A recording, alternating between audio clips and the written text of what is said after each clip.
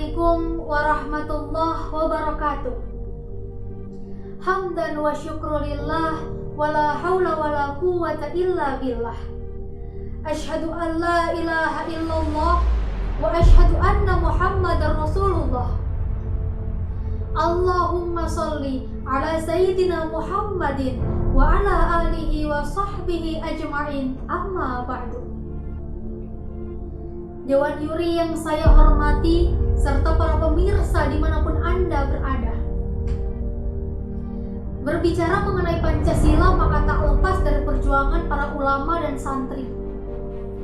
Pancasila merupakan dasar negara yang telah disepakati oleh para leluhur bangsa. Proses perumusan Pancasila tidak semerta-merta begitu saja, namun melewati berbagai macam proses yang melibatkan berbagai macam tokoh dari berbagai kalangan. Bahkan salah satu poin Pancasila yang berbunyi ketuhanan dengan kewajiban menjalankan syariat Islam pun harus diubah menjadi ketuhanan yang Maha Esa.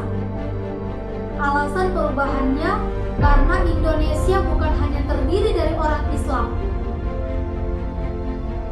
Salah satu tokoh yang berperan dalam proses perumusan Pancasila yaitu seorang ulama besar Indonesia, seorang Rais Akbar Nahdlatul Ulama, yakni Kiai Haji Hasyim Asy'ari. Poin agama menjadi poin penting yang akhirnya membuat Soekarno memutuskan untuk menyerahkan Pancasila kepada Kiai Hasyim Asy'ari guna menilai apakah Pancasila 1 Juni 1945 sudah sesuai dengan Islam atau belum. Rombongan yang membawa pesan tersebut dipimpin oleh Kiai Wahid Hasyim, anak dari Kiai Hasyim Asy'ari yang saat itu juga termasuk dalam panitia 9. Mendengar pesan tersebut, Kiai Hasyim Asy'ari tidak langsung memutuskan apakah Pancasila sudah selaras dengan Islam atau belum, melainkan beliau melakukan tirakat yang saya yakin orang seperti saya takkan mampu melakukannya. Keesokan harinya, Kiai Wahid Hasyim dipanggil oleh Kiai Hasyim Asy'ari.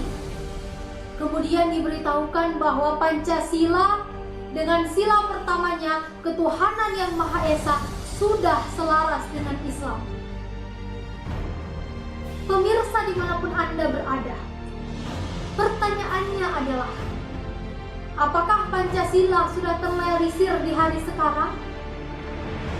Dikutip dari ucapan Kiai Hasyim Muzadi, beliau mengatakan bahwa Pancasila sejak lahir hingga sekarang belum terrealisir secara filosofis dan praktis. Apa buktinya? Baru-baru ini Indonesia dikejutkan dengan berita yang menjadi trending pertama. Apalagi kalau bukan kasus penyiraman kepada seorang penyidik KPK, Novel Baswedan. Tersangka penyiraman tersebut dihukumi 1 tahun penjara karena alasan tidak sengaja. Sungguh disayangkan jika alasan tidak sengaja digunakan dalam kasus percobaan pembunuhan, maka tidak menutup kemungkinan para koruptor yang memakan uang rakyat menggunakan alasan tidak sengaja korupsi. Luar biasa. Bagaimana dengan sila kelima yang berbicara tentang keadilan sosial? Apakah hanya menjadi pajangan semata? Belum lagi pemerintah sedang menyusun rancangan undang-undang haluan ideologi Pancasila yang tentu saja ditentang keras oleh ormas besar Islam Indonesia, yakni diantaranya Nahdlatul Ulama, Muhammadiyah, dan tentu saja Majelis Ulama Indonesia. Menurut Ketua Umum PBNU, Pancasila merupakan asas tunggal yang telah disepakati oleh para leluhur. Jika dirubah di hari sekarang, maka sama saja dengan menyalahi kesepakatan. Allah Subhanahu wa Ta'ala berfirman di dalam Al-Quran Surah Al-Isra ayat 34. A'udzu billahi minasyaitonir rajim. Wala taqrabu malal yatimi illa billati hiya ahsanu hatta yablugha asyuddah wa aufu bil ahd innal ahda kana mas'ulah. Dan janganlah kamu mendekati harta anak yatim, kecuali dengan cara yang lebih baik, sampai dia dewasa, dan penuhilah janji, karena janji itu pasti diminta pertanggungjawabannya. Ayat ini menjelaskan bahwa bukan hanya anak yatim yang Allah jaga, melainkan Allah sangat menghormati kesepakatan-kesepakatan yang telah dibuat hambanya demi kemaslahatan umat. Pancasila diresmikan, disahkan, dibuat, ditetapkan bukan semata-mata untuk kepentingan golongan, melainkan untuk kepentingan bersama.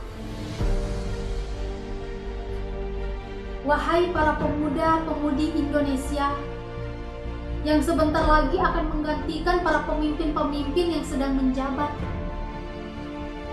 marilah kita sama-sama menanamkan nilai Pancasila ke dalam kehidupan kita, dalam kehidupan pribadi kita, maupun dalam kehidupan sosial kita, terutama dalam masalah hukum, agar tatanan negara kita dapat terrealisir dengan baik, dapat berjalan dengan semestinya, dapat berjalan dengan seharusnya, dapat berjalan sesuai dengan yang diharapkan para pendahulu kita.